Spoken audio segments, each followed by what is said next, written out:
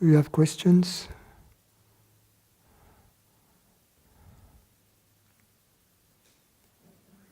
Cara, this may not be working today. Hot. It's not working today.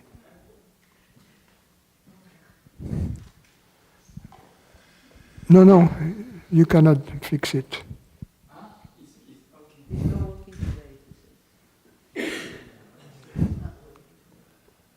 We had some technical problems.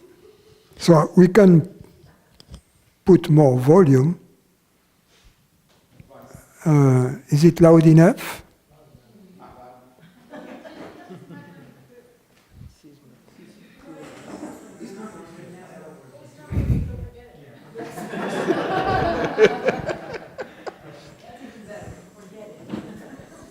We had a defective piece of equipment, so as a result, it's not working. So, is that loud enough? Almost. You can pump it up a little more. 1, 2, 3. 1, 2, 3. 1, 2, 3. 1, 2, 3. 1, 2, 3.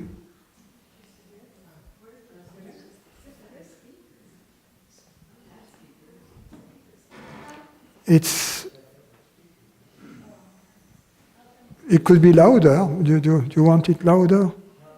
No? Yeah, the speakers are backstage. Okay, do you have any questions? Francis.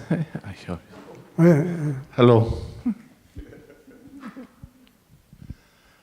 So today I have a good news. First, I'm very happy this shipment that happened, that I'm not anymore dealing with who am I, what am I, and I was a long time dealing with the perception, and just this inquiry every time get in place almost automatically, and is give so much freedom and happiness. So I'm very grateful and thankful for that.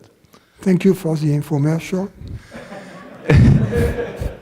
The question now I have is what is the master game now when you realize that put this attention be more expanded, more established? Is also your teaching is how established to this understanding, or is the life asana, or both? It's both, yeah. It's both.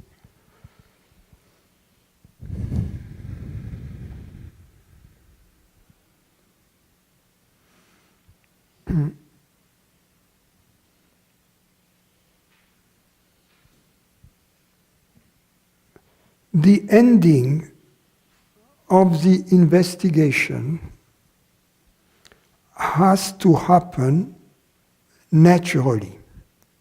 In other words, the investigation has to die peacefully in its bed. You cannot kill the investigation ahead of time to make it end earlier. As soon as there is this desire to put an end to the investigation, it definitely means the investigation is not over. You see, because it tapers off. It's like and the investigation takes place on 2 levels. And the question is, how do I know that the investigation has ended on each of those levels? The 2 levels are the levels of concepts and thoughts, and the other level is the level of bodily sensation and external sense perception.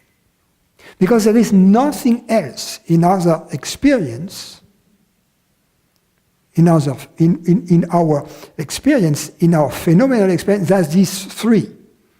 Anything we perceive is either a thought or an image in the mind, but a thought-like thing, a bodily sensation inside, an external sense perception outside.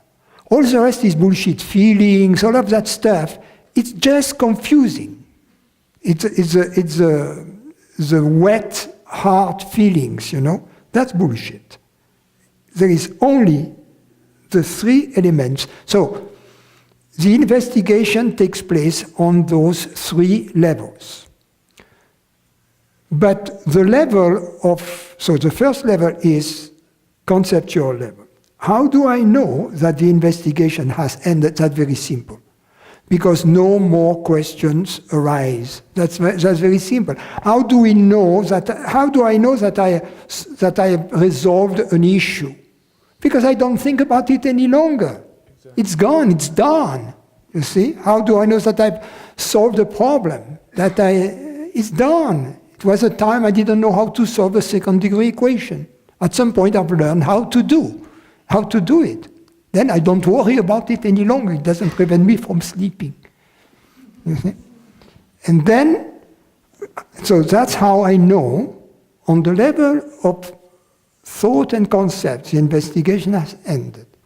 Now it's more tricky on the level of external sense perceptions and bodily sensation. I know that the investigation has ended when I don't feel a sense of separation. So I have to ask myself honestly, when I look at the world, is it my body? You see, is the world my real body? Or do I still feel separate? So usually, this, in most cases, I would say, not necessarily, but in most cases, this second,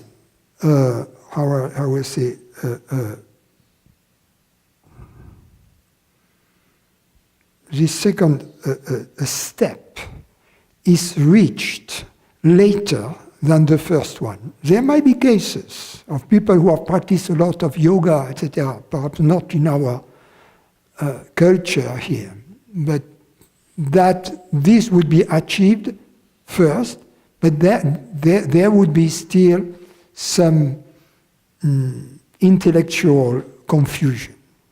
But in most cases, it would be the opposite, by far. That first, intellectual clarity is reached, and then the absence of separation is reached. Now, the third stage is a celebration, but then there is no end to it.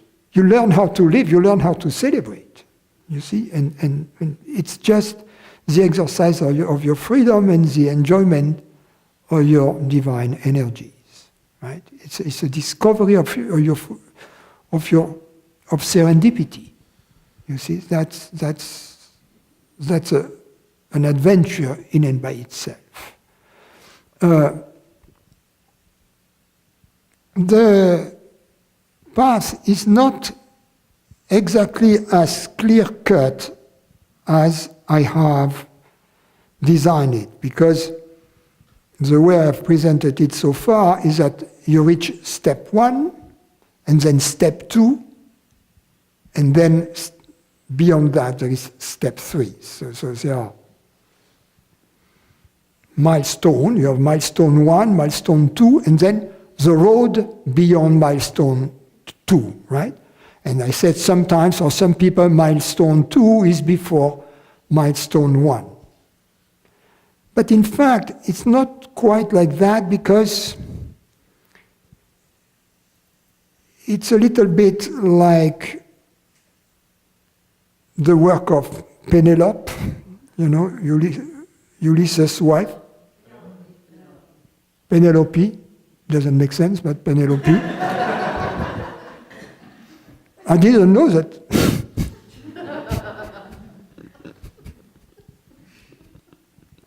You are bad.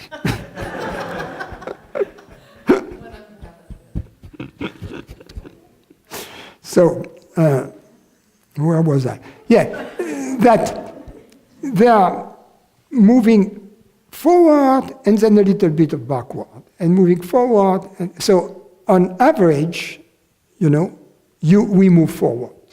But there is moving forward, backward, but the average always moves forward. So that's the idea. So in other words, we can be investigating about thoughts, we can be still investigating about the sense of separation physically, and then we can celebrate, and then we can go back, but to investigating on those two levels. But on average, we'll discover that the more we investigate, celebrate, the more we celebrate. And at some point, investigating is behind us. There is no point investigating. You will notice that also, for instance, reading books about the truth that were so interesting at some point, or watching videos, at some point, what for? You see, it's like once I know the user manual for this smartphone I have purchased, I use the smartphone. I don't enjoy reading the user's manual, but the first time I got the smartphone, let's enjoy all the new features. It's just for the people where you understand what I mean. Perhaps. So let's enjoy the new feature. Let's discover what is there. But then there is no enjoyment when you know the features, reading again the user's manual. It would be quite boring, right? So that's the same idea here. So what you say, in the stage of celebration, we come to the time that this not be more identification, the shift of attention. A little farther away. The shift of attention to awareness is stay always, so one day happen that you don't lose, because now I have this understanding and sometimes the shift of attention may happen, but in a form of sense of awe, or a sense of gratitude. Wow, life is so beautiful, life is so sweet, life is so harmonious, you see. That's how you get reminded, so to speak.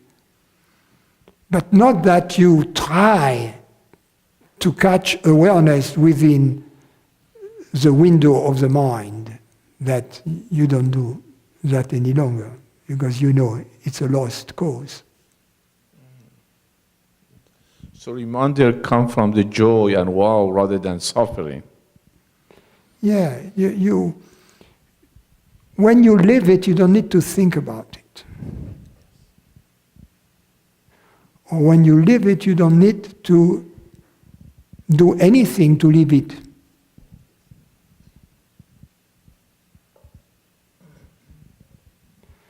So, even if you were trying to do those exercises,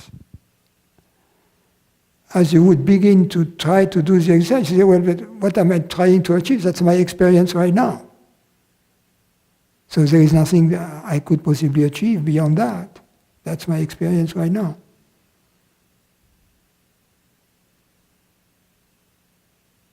So that's when you know the investigation is over. You know also that the investigation is over because you don't feel that there is something that you need to achieve any longer. I mean, you may have still the same small goals that you had before, like, improving your tennis serve, which is a lifelong job. You see what I mean? So you can still have this goal, you see, but it is not about your happiness. You see, it's just because it's a way to celebrate life, you see. Thank you, Francis.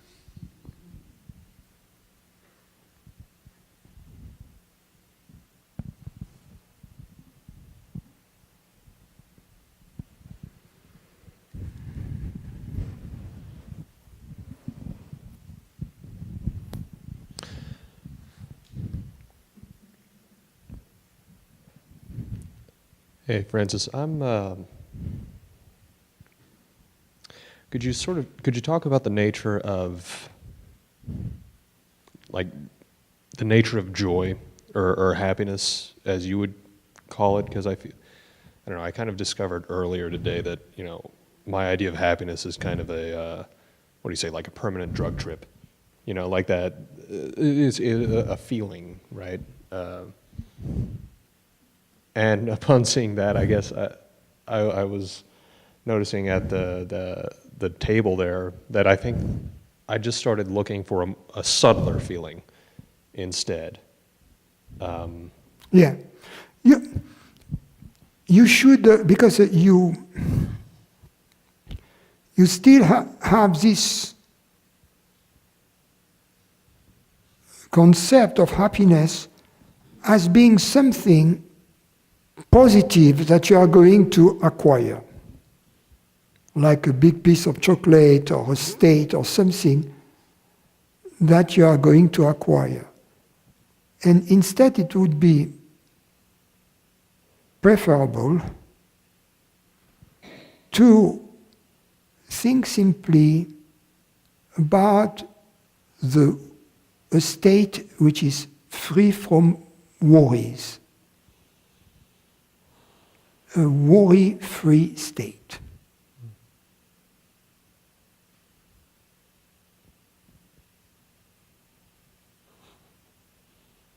And then you can say, okay, but there are going to be small worries in life. Okay, my car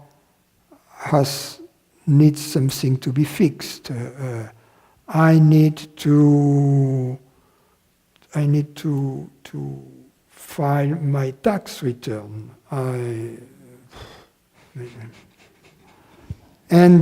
So there are things that are a little bit, there are pesky things in life. But or I need to help my clients for their tax returns. But imagine that is against a background that is ultimately free from worries, you see? So then these little things, they become simply to-do things. You see that, well, we have to do them. We lost some money here, all of those tickets in France. Yeah, I was driving in France, and it used to be that the speed limit is 130, that if you would drive 140, it wouldn't catch you. But now they have these automatic radars everywhere.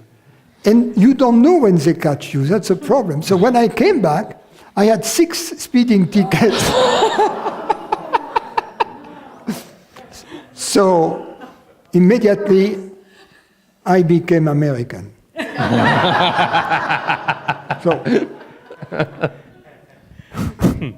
No.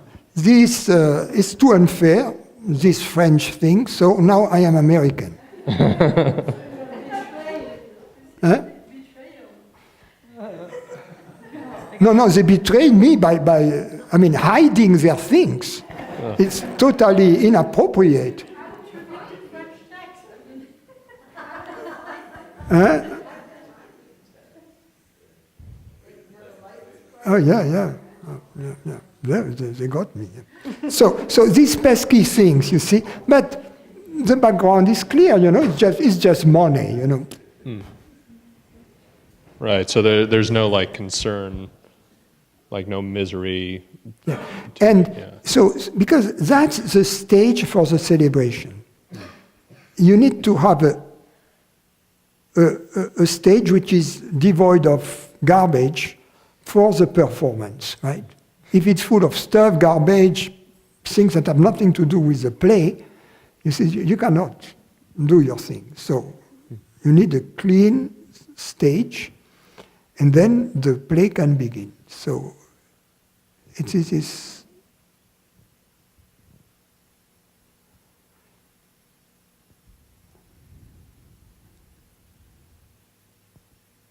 And in fact, there is only one big worry.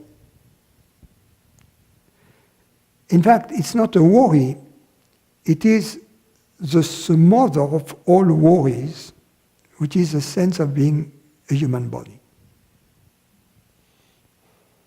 To be a person. That's the only problem. Thank you.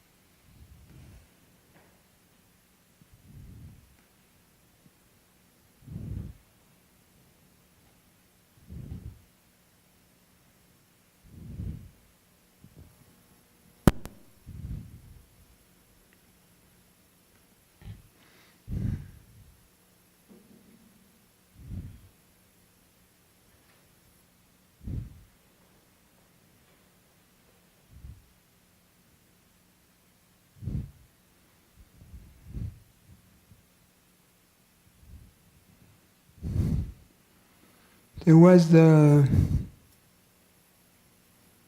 question that was sent earlier on that has been resent from New Zealand. Okay. So, I don't think I have answered this one. A group of us, Richard, a group of us meets every week for a 2.5-hour contemplation/guided meditation session, which includes conversations about non-duality. To the best of my understanding and experience, I take my lead from your 3 books, your webinars, which I attend regularly, a little from Rupert, and Please Don't Bite My Head Off, Nisargadatta Maharaj. So there's nothing wrong with I am that. After our contemplation session this week, the question came up, where do our thoughts come from? But our discussion around this, while interesting, brought no real clarity. You have said, if I remember correctly, that thoughts come from the universe and therefore they are beyond our control as a separate human body. That if we could control them, then we would only have happy thoughts, or no thoughts at all, yes, or intelligent thoughts. To a point, this all makes sense to me, and in my case, there are certainly times when thoughts come in that have no relationship whatsoever with the body-mind entity named Richard and are beyond my control. However, my experience is that many of my thoughts, if not most, do have a direct and personal relationship that are particular to the Richard body-mind entity, be they about my business, my family, and so on. So my question is, if thoughts do come from the universe, why are so many personal and particular to me? How does this happen? Well, this body-mind entity, Richard, also comes from the universe. So even if we assume that this body-mind creates the thoughts, this body-mind is in fact part of the universe, shares the same reality as the universe, is not an isolated system within the universe. It is more like a vortex in the universal river. So where does the vortex begin and end? Is it not intrinsically part of the river? And without the river, there is no vortex. There can be the river without vortexes. It's called the laminar flow. But there is no vortex without the river. So the laminar flow would be consciousness without objects, and the vortices, the objects appear in consciousness. But also the objects created by consciousness, all these particles that appear and that create this show, of which our bodies are certainly part. You see, the point with that is that we believe that this body-mind has an existence which is absolutely independent, has an independent reality. But even within, let's say, a materialist perspective, we know that it is not true. As I said, this body is not an isolated system. There is no such a thing, really, as an isolated system. This universe is one, and its reality, whatever this reality is the reality that creates the thoughts, that creates this universe, with all these bodies and mountains and galaxies in it. As a follow-on, I would be grateful if you would bring some clarity to my understanding about the relationship between thoughts and feelings. Again, and in my experience, thoughts trigger feelings and feelings trigger thoughts. Is this correct? What is the universal aspect of this relationship? Well, feelings is a very confused and confusing world. As I said earlier on, in our experience, we don't experience feelings. We believe we do, but if we take a closer look, you will notice that we experience only thoughts or images in the mind, like dreams, bodily sensations, and external sense perception. That's it. So when you say feelings, precisely it is the area of our experience that needs to be deconstructed. Deconstructed being a modern term, a fancy term, but in India they had a traditional term which is called discrimination. Discrimination means the separation between that which is impermanent and that which is permanent, between that which is perceived and that which perceived, that which perceives, between that which is not real and that which is real, between that which is created and that which creates. So feelings are a mix of two ingredients that don't mix. One of the ingredients is bodily sensations. They are perceived. The other ingredient is me, consciousness. Consciousness is not perceived. consciousness perceives. So, there are two kinds of feelings, but what they have in common is confusion about me. Me is seen as something perceived. So there are basic feelings that are kind of cute. They could be called the sense of me. I feel that I'm here in this body. I feel that I am separate, and so far so good. The problem with these cute feelings is that they are like the gremlins. For those who have seen the movie, the gremlins are cute little animals during the day, but at night they turn out to be monsters.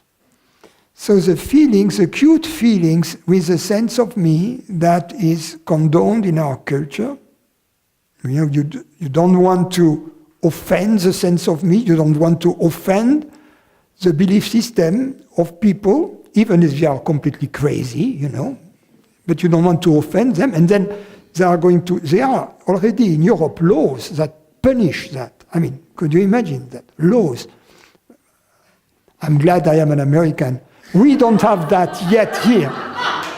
This European bullshit about, we have a constitution that so far, that gives us freedom of expression and freedom of thought, so that we don't have to worry too much about hurting other people's feelings unless we are students in some universities, and that's a different problem. So where was I? Yes, feelings. Feelings have not to be preserved. People have to be liberated from these feelings, from all this sense of being a person. Now, these gremlins become monsters. The little feeling, which was cute in the beginning, I am here, I am this body, I am this person, pretty soon the person is going to get hurt. He hurt my feeling, and then misery comes in. You see? He said, he hurt my feeling. He told me my hair was not good looking. He told me my shoes were not good looking. He told me my shoes were last year fashion. He hurt my feelings. And all this being hurt business is the same. It's the same. It boils down to little boys and little girls in kindergarten, having their feelings hurt. So, you know what to do about the little girl or little boy in you having their feelings hurt? Walk on them.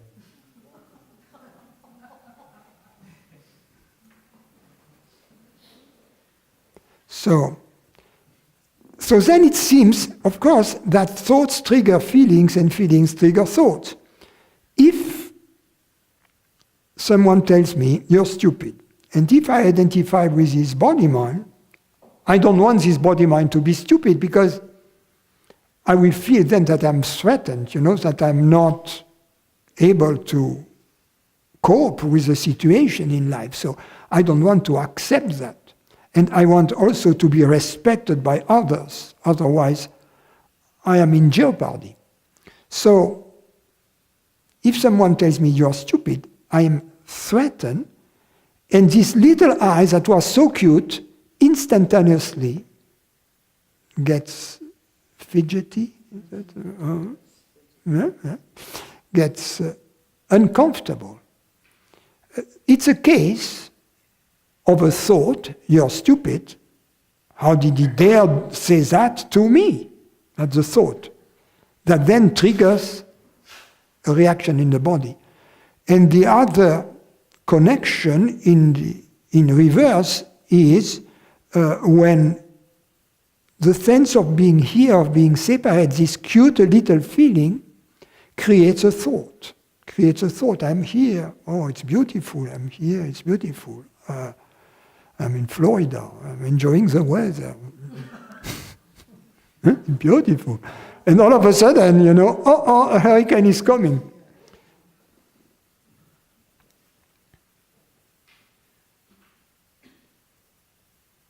Yes.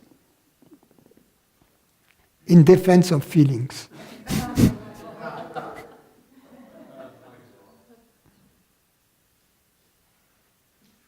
Yeah, don't turn it off, the mic. Just.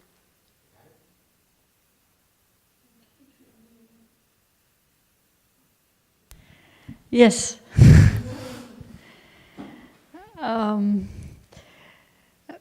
Okay, how will I put that?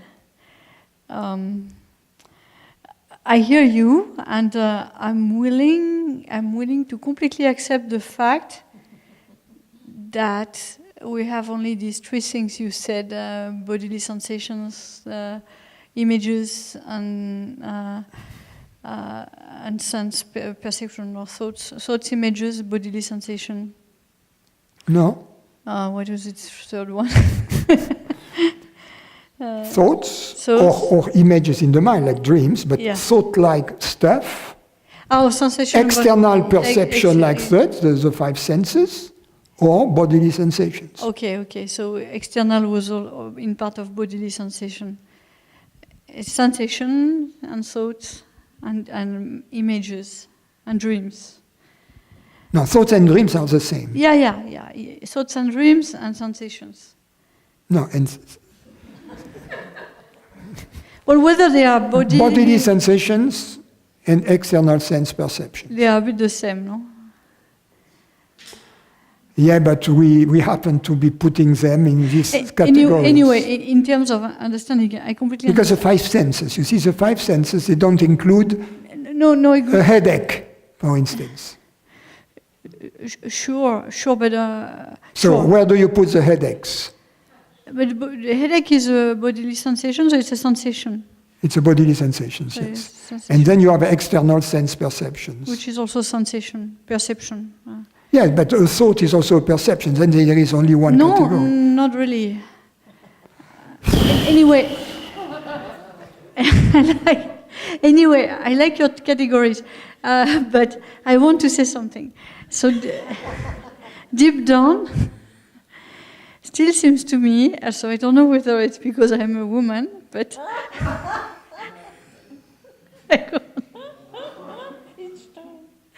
so it seems to me that what we call the feeling, they are also linked to the sensitivity, to empathy, to the intelligence of the heart.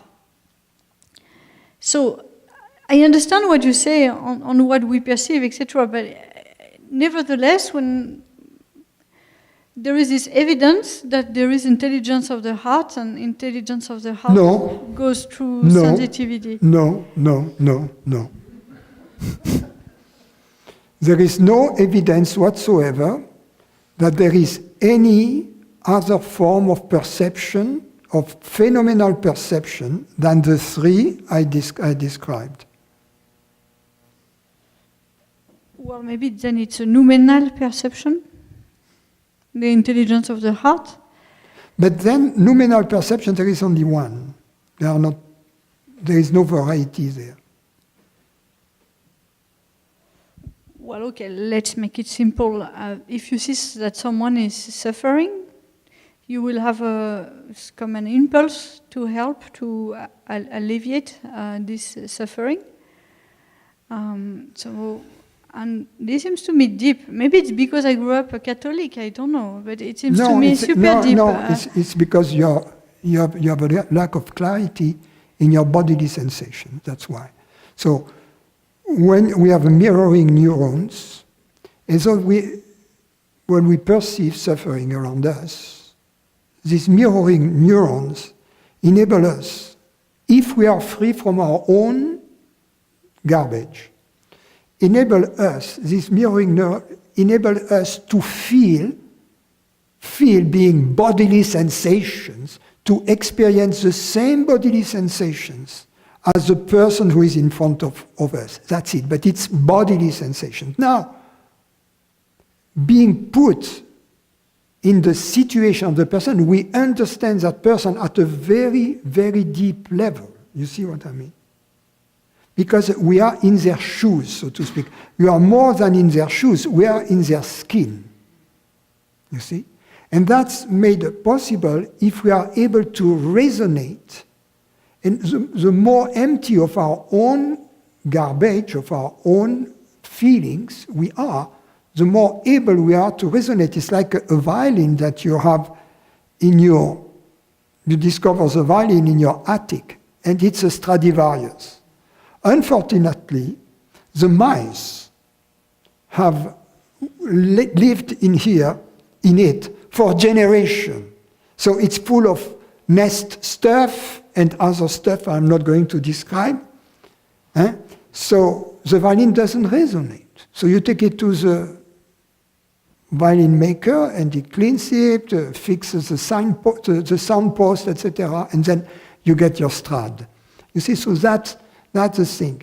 But so the precondition is to really experience empathy, is to be free from our own feelings. So that's why people who are really disturbed psychologically, they are, either because they are disturbed psychologically or because they have some abnormality in their brain. So these mirroring neurons are not working properly or are not properly connected or are not there. I don't know, I'm not an expert on those matters. But they are not able to experience empathy. But now, the point is not that. Let's assume, so if chances are that if the system is able to resonate, the reason why it is able to resonate is because there is no sense of personal, of separate self. You see, that's why the system is able to resonate. And because there is no sense of separate self, the reaction that will come out of this perception of empathy will be loving. Because it will be loving in that sense that it will come from a sense of non-separation, of being the same. And it will be appropriate to the circumstances. But it doesn't change anything to the fact that in our experience, when we look closely, there is nothing else than the three items I mentioned. And the rest is precisely the area where discrimination becomes useful. You see? Because otherwise, the hard thing, that's a murky area, and everybody wants to preserve it and to do a big thing about it, and it's utter bullshit. You see, it's just a lack of clarity, a lack of discrimination, a lack of intelligence. So, okay. Maybe I want to say something a bit like it happened to me to feel, that the heart is completely empty and dry, and it was hurting, so it was not joyful at all. A bit like in a depression. And suddenly... it's all bodily sensation. Yeah, sure. So suddenly it changed, and the heart is kind of alive. The sense of liveliness and of joy, of, I don't know, nothing is predictable. And this is what I call feelings. It's bodily sensation, but they are feelings of the heart. It's not just something I feel in my body. There is part which is on a body sensation for sure, but not only. There's a feeling of the heart, of this joy, of this liveliness, of the... Yeah, but then, because we can have... There is a noumenal and there is a phenomenal. What I was saying is that on the phenomenal level, there are only these three elements. I agree. And on the noumenal level, there is only one element. Now, depending on the nature of the combination between, because they both can be experienced concomitantly. So depending on the nature of the mix, then the description of it will differ. For instance, if you have a mix of noumenal and thought, at least linear thought, it will express itself in the form of understanding, intellectual clarity. If you have a mix of noumenal and external sense perceptions, it will, in many cases, express itself as beauty. The experience will be the aesthetic experience. And if you have a mix of bodily sensations and the noumenal, then the feeling will be love. You see? So, yes. And these three categories, although they are main categories, they don't cover the entire spectrum. Because, for instance, take humor. Humor is part of understanding, right? You have to understand the joke in order to. But there are moments when we experience humor without even having to formulate why we laugh, in a given situation. It's a direct perception, and there is an aspect of empathy, because we see what has been felt, and we laugh. So it's more complex than that not because there are various noumenal experiences, but because there is a quasi-infinity on the phenomenal experience that appear to give the noumenal experience different colors. If I take a metaphor for that, it would be that I have a white lamp and I have the choice in a projector in theater, right? And I have a choice of a variety of screens of all kinds of colors that I can put in front. And then on stage, I see a colored light. And there are many varieties I can see. Okay, there is maybe only one last little thing. It's about the question of respect. I think it's important to respect people. Like, it's completely dual, I agree, but respect is non-dual. I mean, respect is transcendent, but to respect the person, if not, there is no society, no culture, no beautiful place when you can learn physics and mathematics. It's completely maybe idiotic, but to have a set of rules so that a community can function. The question of functioning, functioning. That we can function as a community or even as a human person. I think it seems important. It's not as important as understanding or as realizing our true nature. Am I understanding that you see, here we are talking about the truth. I am aware that it's not the transcendent truth. And and the question that arises is about ethics, because the point you are making, respect. It's ethics, yeah. Respect has to do with ethics. The question is this: can any element of ethics, such as respect, be defined ahead of time in a rule book? I would agree with you that. Or isn't it true that respect, in fact, the respectful behavior, will differ depending on the context.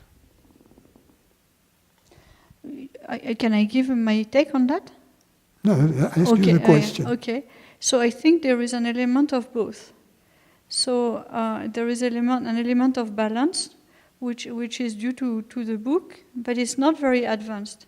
So once we have passed this level of the book, or what I call the contract, between individuals, then we can go for something exactly more free, which depends on the context. But I find it dangerous to rule out the book because we want to step out some step which is important. So I would say there is an element of both, and both are important.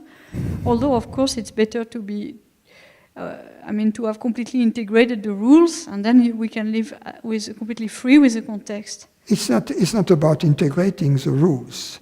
It's about the understanding that the rules are dead. That's the difference there is between religion, if you will, and perennial philosophy, if we call it that way. Perennial philosophy is not a religion. It's not based upon belief systems. It's based upon experience in the moment itself. It has no prerequisites as beliefs. So just as, unlike religions, eternal perennial philosophy has no prerequisites in terms of beliefs, the ethics that flows from perennial philosophy has no prerequisites in terms of a rule book. So you see there is a parallel. Religions with their 10 Commandments or the Quran or the rules of Manu, the Torah, whatever. And on the other hand, something which is spontaneous and free and flows naturally from the absence of separation. And now, the behavior will differ. For instance, if someone in the street meets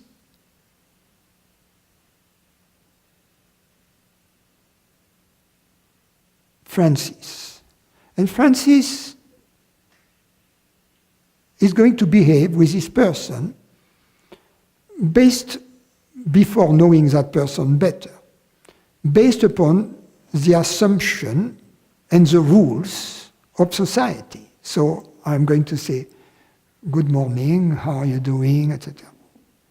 And respect and follow these rules, yes. Because I don't know better. Yeah, I don't know this person, right? What wrong with that? No? I don't know this person, so I'm going to make assumptions, and then gradually I'm going to, as I know this person better, I'm going to update my set of assumptions about this person. In other words, as I know this person better, my behavior is going to change. So for instance, this person, I'm not going to hurt their feelings in a way which is purely gratuitous. They are not asking for it. Why would I dare do that? I'm not going to teach them Advaita. They didn't ask for anything about it. Okay? So I'm not going to be a preacher. Okay, that's one thing. Now, let's assume a person comes to me here and asks me, Francis, tell me the truth. You see, that's a very different. Then I may tell this person things that are very different from this person in the street. Because I may tell this person, your little personal feelings, it's bullshit. You take yourself for a man, you take yourself for a woman. Grow up. That's bullshit. My dear, if you want to be happy one day, you better trash this junk as soon as possible, and don't come back to me with the same junk again and again and again, because you'll get always the same response, and don't come back to me with your ruler's book. You are hurting my feeling. It's not convenient. That's not what is done in society. You know? When I go to fancy places, I put my smoking, and I'm like everybody else. So, but here I don't put my tuxedo here. You see what I mean? Here it's what you see is what you get, because that's what you ask for. You are asking for the truth. You are not asking for a polished Francis who is going to pet you in the sense of the hair, It's not that you are asking for when you come here. Okay, no, point taken. So this is taken. So there is one little thing which bothers me. May I say? So this I will, if I may, take the standard of the physicist that I know very well. So we have these transcendent ideas, theories, and then there is an experiment, and you try to verify them. And I will tell you, like maybe it's a surprise for people here, 99% of the time we are wrong. Simply wrong. So when I see that, I tell myself to have a little book made by people before, even if it's very simplistic, that the 10 Commandments. Well, okay, at least I know that I can be wrong in my ethics. For me, ethics is the same, that I can do my best, but it will never be perfect. Or sometimes it will be perfect, but in terms of ethics, I can always be fallible. It's a world of duality, of checking. Well, so I can always be fallible, and it's part of me, part of humility. I have to say the wrong thing and to the wrong person, and so why shouldn't I agree then to have been wrong? Like in physics, I'm wrong all the time. So if I'm wrong all the time in physics, in ethics, I have no chance. I will be wrong most of the time. Wait a minute. In physics, it's very simple to verify or falsify a theory. The theory makes a prediction. You conduct the experiment, it's verified or falsified. Easy. Because you have something that you can compare it to. Right? You have something you can compare it to. The problem with ethics, when you say, I was wrong, what is it was wrong in relation to what? Well, then one needs a sense of what I call intelligence of the heart. No. So then you told me. How can you make the economy of that? You are going back to a point we have just talked about, and you told me that you agreed, so don't bring it back again. So then we are going to run in circle forever. Wait a second. I could never make economy of that, which are the three axes of intelligence: the intelligence of understanding, intelligence of the beauty, and the heart. And you go to that again. So I thought we had discussed that. We agree to disagree, and that's the end of the thing, okay? You keep your intelligence of the heart, and that's fine. Okay. No, if you don't see... Honestly, Francis, I'm with you. I understand, 99% of what you say, I agree. But on this point, I'm like, how can I disagree so much? And I mean, it's not against, but I think, if, for example, I give you something simple. If I hurt somebody, at some point I have a feeling like it was not right what I did. I don't know where it comes. What about if this person is hurting herself or himself? Well, but I'm not God. I will not pretend that. I just am responsible for my actions. That's I draw on... No, sir, I'm sorry, because if somebody... For instance, let's take an example. Let me find an example real quick.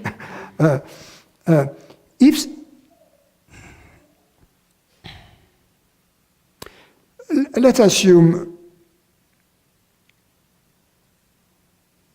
you buy a new dress, and it's red, okay? It's bright red. and you like your new dress, right?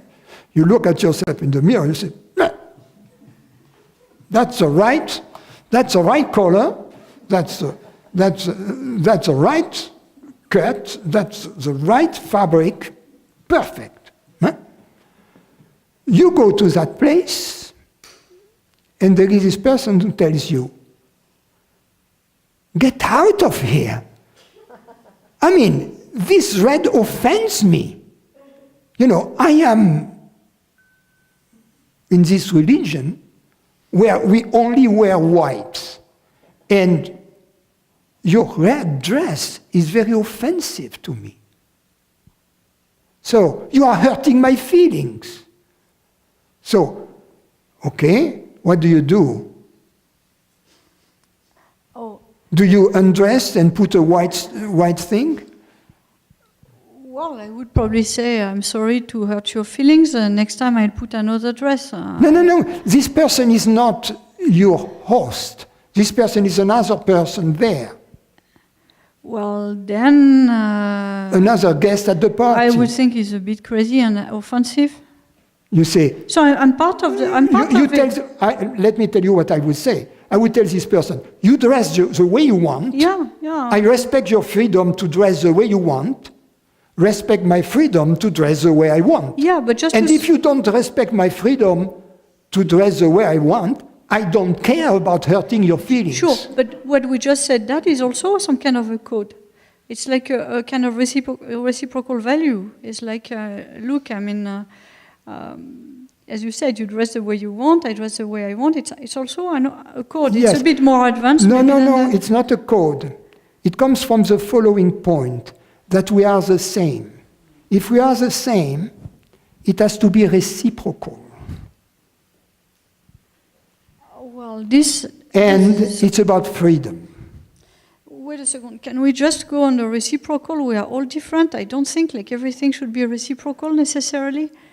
We are different. Sometimes people are very hungry, and some people don't want the cake. As you made once, so some people sometimes will take 99% of the cake and the other 1%, and it will be correct because the person who takes the 1% is not very hungry. So. It has to be. There is a notion of that it's balanced. There is some. Well, the balance is when I don't impose my rule on others, and others don't impose my rules on me. Their rules on me. It's called freedom. This I agree. It is called respect for freedom.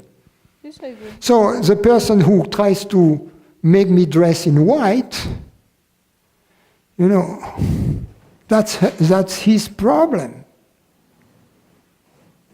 It's not mine.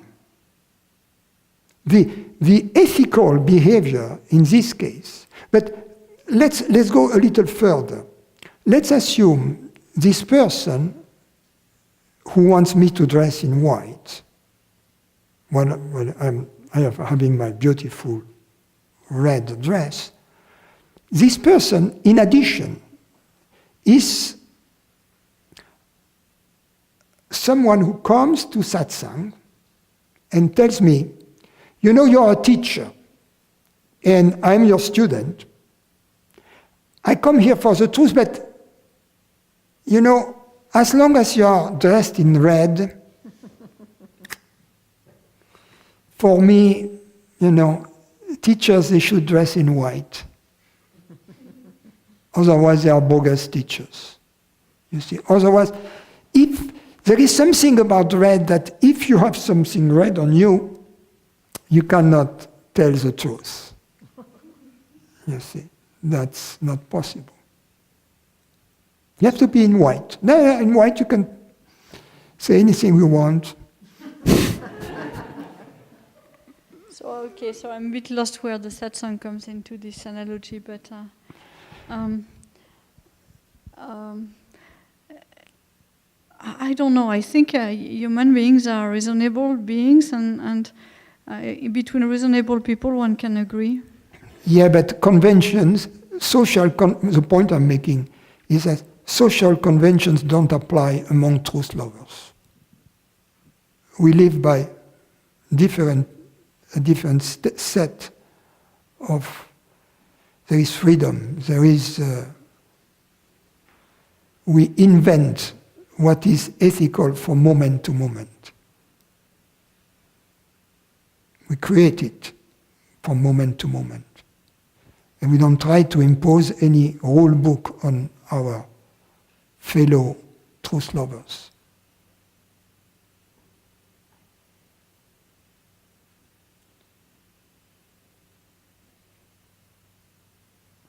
Okay. I have a few more questions online here. Any questions here? Yeah, okay.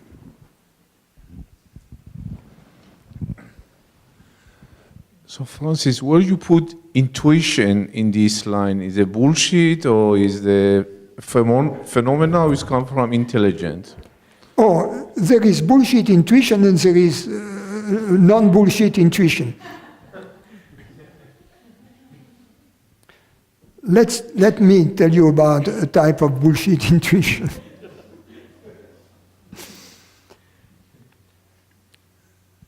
There was this girl around my teacher. Every time a new hunk was showing up, she has this intuition that he was in love with her. It turned out that the intuition was bullshit all the time.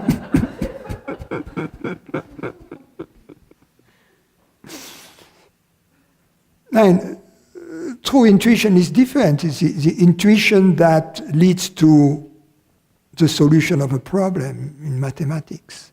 You don't know yet, but you kind of, somehow you can say, this path no, that path no, that path. I feel that, you see? So it's understanding, or it's more phenomena? On the cusp, and then you get it. Okay. You see? And then it comes with this flavor of certainty, you get it. You say, yes, it can be about a practical issue in life that you have been coping with for some time, and then you say, yes.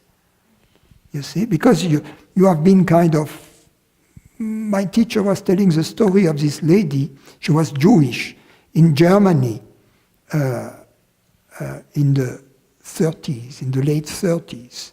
And she saw how around her, people will change their demeanor towards her. And she was married to a non-Jewish German guy. And then she first saw when, meetings, some people, they would be distant.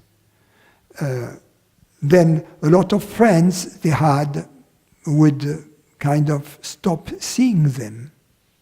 And then at some point, even her husband, she felt, was feeling a little strange. And she is in her bedroom. She doesn't have children. She's in her bedroom, facing her closet or her armoire. And then all of a sudden, she sees it. She goes to the closet, pick up a suitcase, put jewelry, a few clothing, money, passport, close the suitcase. Take the next train out of Germany before Hitler imposes exit visas. She saw it because her attachment was her family, her husband, you see. And then all of a sudden she says, no, I have to save my life. And clarity. It was a complex problem, but she saw it, and then with this absolute clarity that she immediately took action, and the right action. I mean, it's not always that drastic. You see what I mean? He was taking this example to show you, but we know all decisions that we have been wondering about. Should I stay in this relationship? Should I? All of a sudden it becomes clear. So it's kind of perception that not based on understanding yet. It's phenomenal. No, the intuition is this type of thought that comes to you from this place of clarity. Okay. That then, as a result, there is a total yes saying to the decision. There is not the slightest resistance. There is not the slightest friction against it. It's perfect. You feel it comes from perfection. The same thing when you find a solution in mathematics to a problem, then there is an element of perfection to it. So when it's taught this intuition bullshit because it's go through some filter? No, I said some intuition is bullshit, some is not. No, some of this the bullshit is go through some filter or what's happened to them? Person. Wishful thinking, for instance, is a form of intuition. Thank you. Or this other lady who was overweight and would say, "Oh, I have the intuition that I need some ice cream." So it was a way of excuse because intuition was in our circles was coming from above. So that's, that's an offer you can't refuse. If it would come just for your own desire, you could say, no, I can dominate that. But if it comes from God, how could I possibly resist? You see what I mean?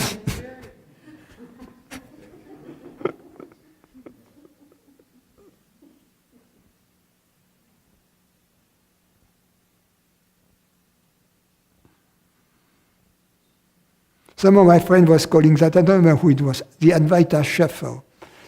In other words, who was it? Yeah, the Advaita shuffle, I love that. To use the Advaita, the high things to more worldly ends.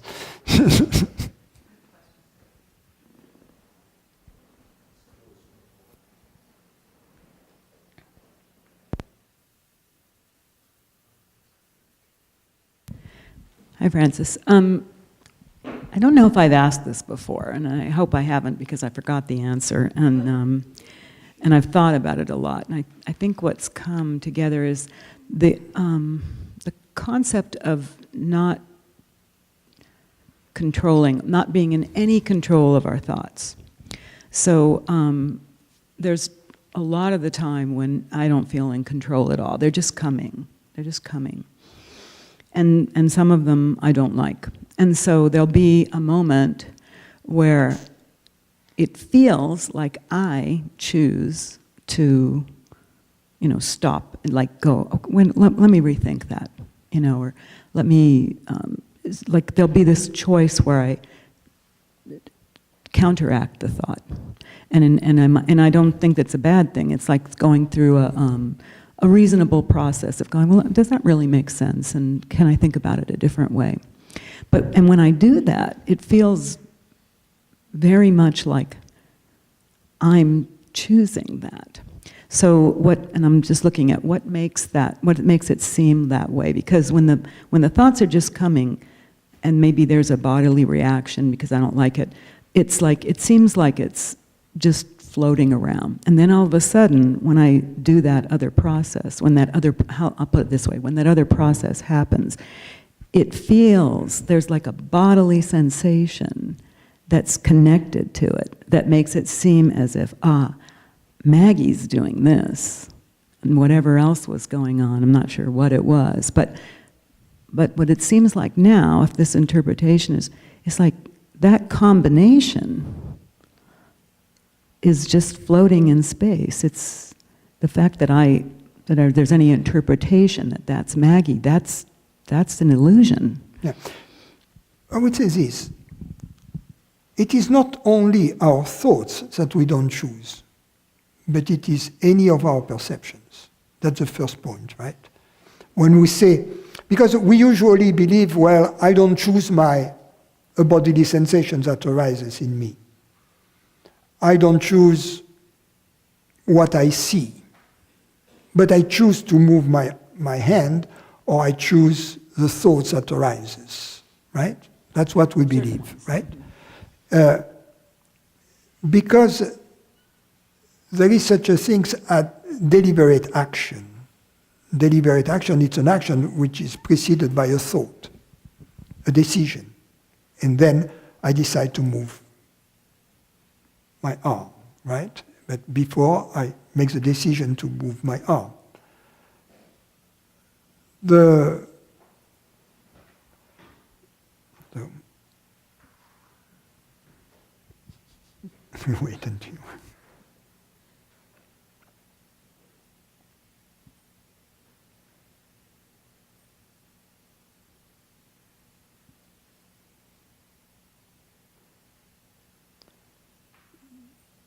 Have a seat.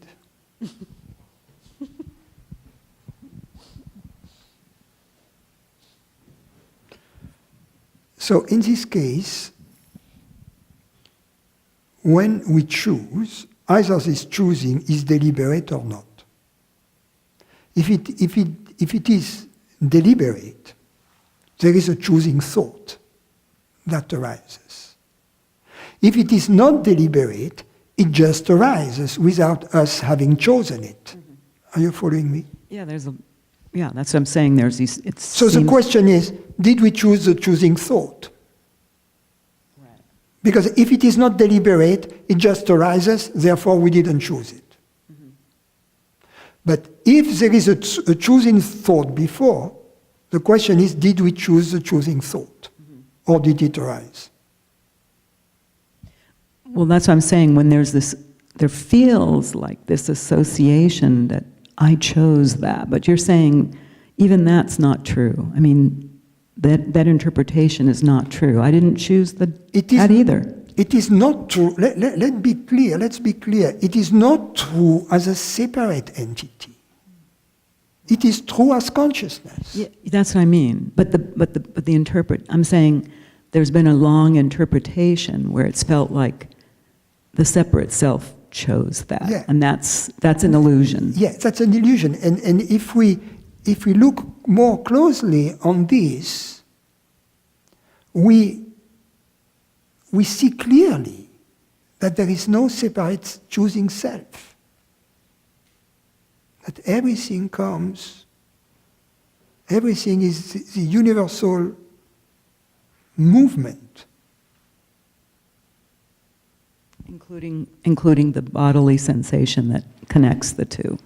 That's a choice, too, yes. By consciousness. See how it happens. For instance, if I say, okay, I'm lifting my arm, you see, so there is this apparent dichotomy between the thought I'm going to raise my arm, and my raising my arm. But the thought, the deciding thought, I'm going to raise my hand. You see, that's just as random in a certain way. So, and that is fine because it is very close to the beauty of Advaita. Is that people who are religious are not at an advantage. The ones who are at an advantage. People who are atheists are not at an advantage either, for symmetric reason. The ones who have already a foot on the path, so to speak, are the ones who are agnostic. You see. So, in that sense, the materialist says, everything. The thoughts, there is no thinking entity here. It's all created by the body. But then the body is not an entity in and by itself. The body is created by nature. It's just, the body is a phenomenon appearing in nature. You see, we see the body as an object. Let's put it this way. But in nature, there are no objects. There are only phenomena. You see the difference between object and phenomena, because an object is something which is static. Mm-hmm. Fixed. But that's false. That's utterly false. Nothing is static. So there are no objects in that sense. There are only phenomena. But then if you take the realm of phenomena, how can you isolate a phenomenon? You see, something which is moving like the vortex in the river. One of my favorite analogies that I get bored having heard me say that for years. But where does it begin? What are the borders of the vortex? You see, and what separates this vortex from its neighbor? It's just the river flowing. Because it's all movement. So that's you see, the Tao, this universal flow. So there are only phenomena. But then when you take phenomena, you see that you cannot isolate a given phenomenon. It's impossible. They always happen in context. So in fact, there are no phenomena. There is only one phenomenon. You see? So a thought arises, it's a phenomenon part of the universal flow. And the beauty of it is that it is really, a neuroscientist, in my view, would like that. In that sense that, okay, the body somehow seems to produce thoughts. There is a correlation between the signals in the brain and what subjects, upon being debriefed, tell about their experiences. So there is a correlation. And it's not denied here. But it has nothing to do with the reality of both the thought, which is a subjective element of our experience, and the body, which is a physical aspect of it. But then the body is not an isolated system. It's just a vortex in the universal flow. And then there is no entity separate, no separate entity in the entire cosmos, you see. So when we say I, who is it that creates the thought? The universe.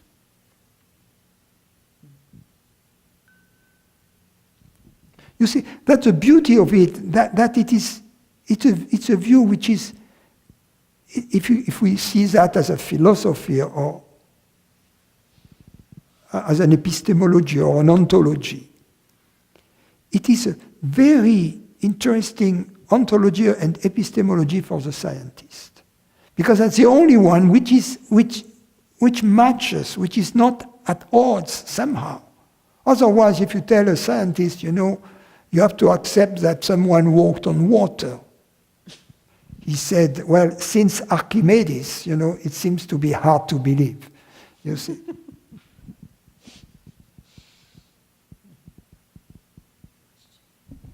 Unless the body had a zero mass.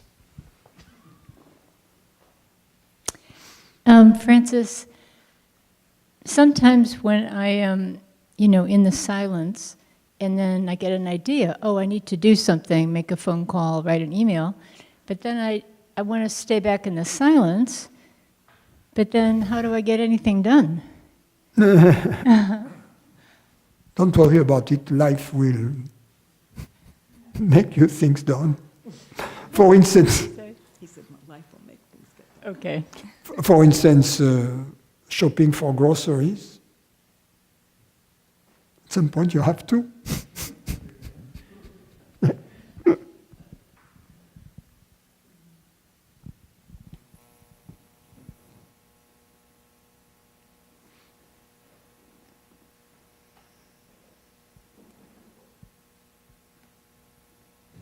Tom, you said, why keep doing a path if there is no happiness?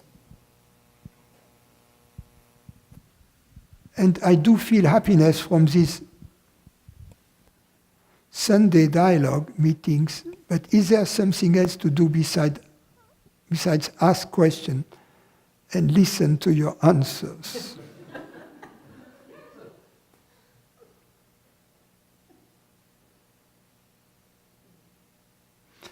You have to think about it, understand it, and experience it. Especially one aspect of what I say, which is hard to communicate through videos and through the internet, because the intellectual aspect is relatively easy to communicate. Unfortunately, this intellectual aspect, which is important, is only like the emerging part of the iceberg. So there is another aspect which is even more important, which is this sense of separation, which has to be clearly deconstructed. So my suggestion would be see in your direct experience, without intervention of thought,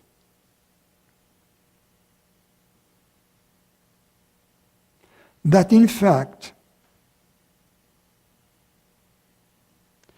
the universe is your real body.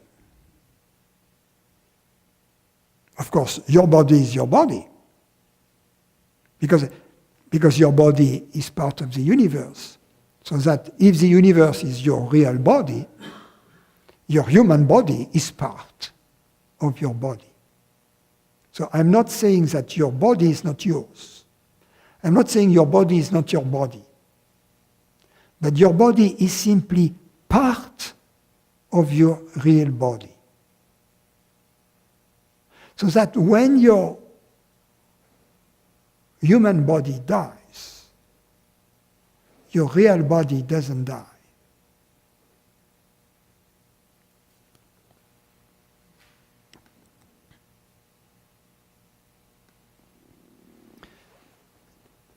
Galen, I'm coming to see you in November. I have spent time reading your books and watching videos and such, also Rupert and other Zen and Advaita teachers. I also got sober a year and a half ago. I was an alcoholic. I've known immense suffering since I was a little girl. Addiction was my escape, although I know I am and not I am an alcoholic. I still think it is best to abstain from drinking. Absolutely. I used to be a smoker. And I know from experience that if I would just smoke one cigarette, although I haven't smoked one for 30 years, I would fall back into it. So yes, it's a slippery slope. And the good news is that over the years with addictions, the temptation doesn't come any longer.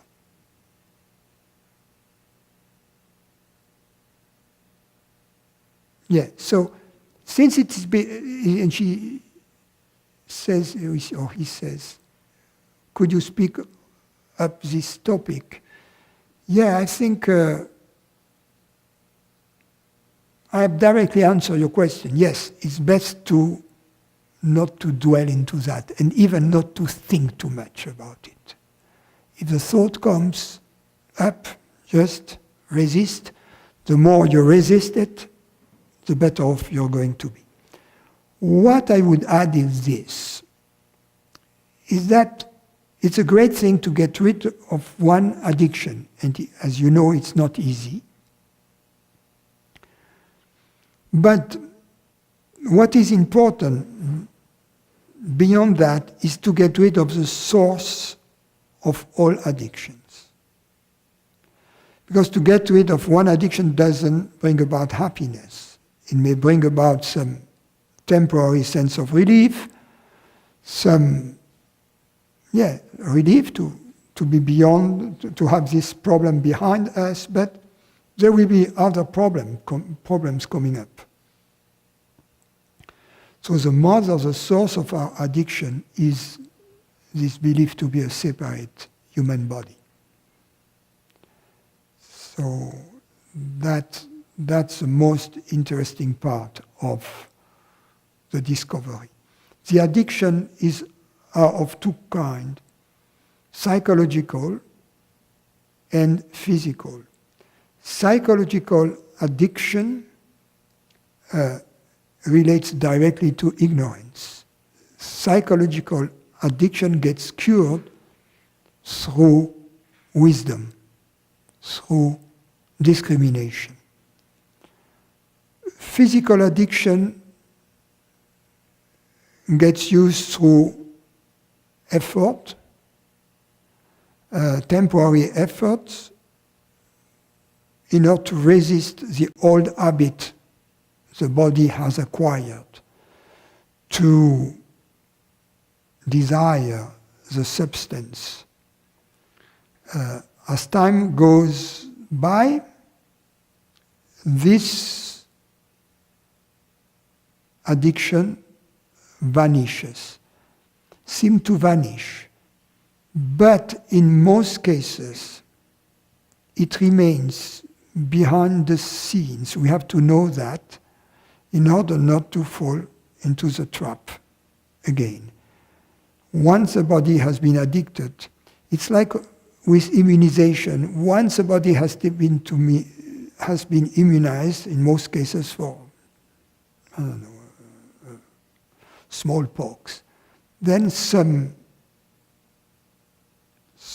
resistance is preserved throughout your entire life.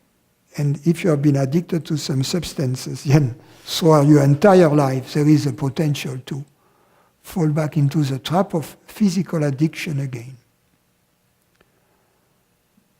Okay, and then I keep reading. Also, I am aware that this spiritual life is much, much more simple than most seekers would like to admit. So simple that after realizing it, it is quite shocking. I feel a sense of immense emptiness and wonder, preciousness, and shock of this chaotic dual world full of pain and joy.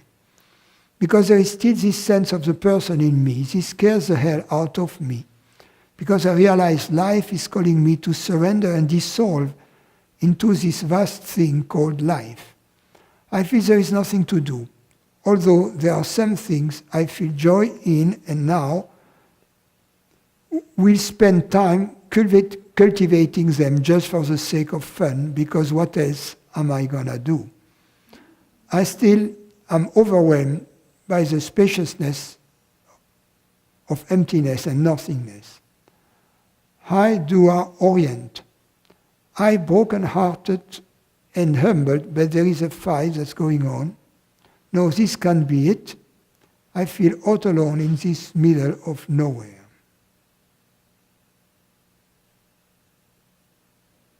Well, all these questions will get their answer in the fullness of time.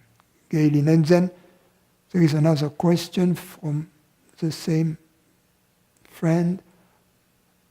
Life awakened, it feels like the only thing left to really do is disappear, to be sort of unoriented, ungrounded, and in a sort of I don't know space, and just see what unfolds without any agenda, to be and see nobody and nothing. Well, even that is a little too drastic.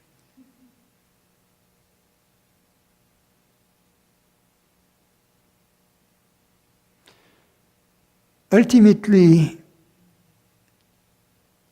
you act as if things mattered, deeply knowing they don't matter.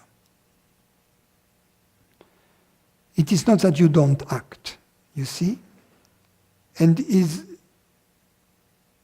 not that it's fine to pretend to be someone knowing you're not a limited someone. It's nice to be acting and playing this game of life as if knowing better. But it's good for a while just to know better, and then acting as if knowing better. It's a little esoteric, but okay, the remaining questions tomorrow, Sunday, for our friend online. Thank you.